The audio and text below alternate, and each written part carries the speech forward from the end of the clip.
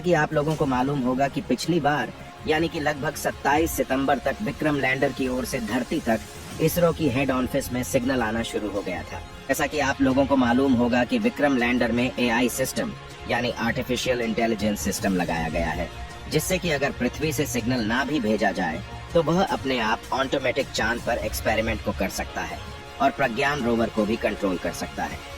रात के समय इस बार चांद का टेम्परेचर लगभग -260 डिग्री पहुंच गया था, लेकिन हमारे लिए खुशी की बात यह है कि ज्यादा से ज्यादा कड़कती ठंड में भी हमारे प्रज्ञान रोवर और विक्रम लैंडर सीना तान कर चांद की धरती पर खड़े हैं।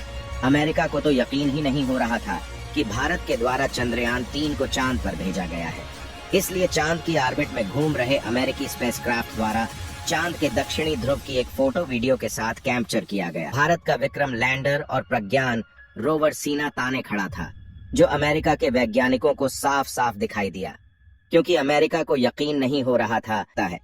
आपको बता दें कि चांद की मिट्टी काफी ज्यादा महीन होती है और इसलिए चांद पर थोड़ी सी भी आंधी आ जाए तो विक्रम लैंडर को तबाह कर सकता है। दूसरा सबसे बड़ा खतरा यह है कि चांद पर उल्का पिंडों की बारिश होती रहती है और अगर एक भी उल्का पिंड हमारे चंद्रयान 3 के विक्रम लैंडर के आसपास गिर गया तो पल भर में तबाह कर सकता है। तो चांद पर 20 अक्टूबर के दिन सूरज निकलना शुरू हुआ था और लगभग 30 अक्टूबर तक चांद की धरती पर पूरी तरह से उजाला हो गया था और अब चांद पर सूरज निकले लगभग 1 हफ्ते होने वाले हैं। और जिस तरह पृथ्वी पर 11 बजे दोपहर होता है, उसी तरह चांद पर अब दोपहर हो चुका है।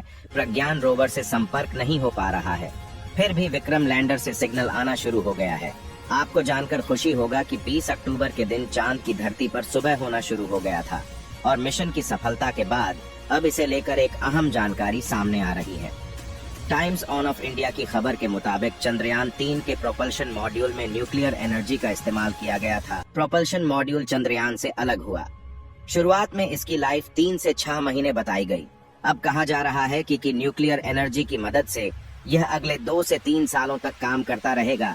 चांद की अहम जानकारियां पृथ्वी पर इसरो को मिलती रहेगी और 21 अक्टूबर के दिन इसरो के वैज्ञानिकों ने गगनयान की पहली टेस्टिंग उड़ान को अंजाम दिया। भारतीय अंतरिक्ष अनुसंधान संगठन इसरो द्वारा श्रीहरिकोटा परीक्षण रेंज से गगनयान मिशन के व्हीकल टेस्ट फ्लाइट TVD-1 का ट्रायल सफल रहा। परीक्षण के तहत तरल ईंधन पर चलने वाले सिंगल स्टेज रॉकेट के साथ गगनयान के क्रू मॉड्यूल को अंतरिक्ष में भेजा गया है। उड़ान के करीब 1 मिनट बाद 12 से 17 किलोमीटर की ऊंचाई पर अभियान को कमांड दी गई। इस कमांड के साथ ही क्रू एस्केप सिस्टम सक्रिय हो गया और 90 सेकंड में यह क्रू मॉड्यूल से अलग हो गया। इसके बाद क्रू मॉड्यूल वापस पृथ्वी पर लौट आया। पैराशूट की मदद से क्रू मॉड्यूल तय कोऑर्डिनेट्स के हिसाब से श्रीहरिकोटा से 10 किलोमीटर दूर बंगाल की खाड़ी में उतरा, जहां भारतीय नौसेना की एक गोताखोर टीम और जहाज पहले से तैनात थे। उन्होंने क्रू मॉड्यूल को पानी से बाहर निकाला।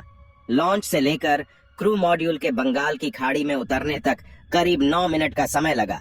उड़ान के दौरान टेस्ट व्हीकल का शीर्ष सापेक्ष वेग करीब 363 मीटर प्रति सेकंड तक पहुंच गया। इस तरह से ये परीक्षण पूरी तरह सफल रहा।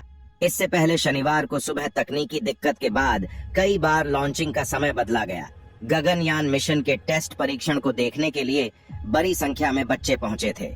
2025 तक भारत के मानव अंतरिक्ष अभियान गगनयान के तहत अंतरिक्ष में 400 किलोमीटर ऊपर यात्रियों को 3 दिन बिताने का कार्यक्रम शुरू होगा। ऐसे में किसी वजह से अंतरिक्ष यात्रियों को नुकसान न हो, इसके लिए कुल 6 परीक्षण किए जाने वाले हैं। गगनयान अभियान अंतरिक्ष यात्रियों की सुरक्षा के लिहाज से काफी अहम है। इससे यात्रियों की सुरक्षित वापसी के सिस्टम को परखा जा रहा है ताकि अभियान को बीच में रद्द न करना पड़े। तो दोस्तों फिर आते हैं चंद्रयान 3 के लेटेस्ट अपडेट के लिए।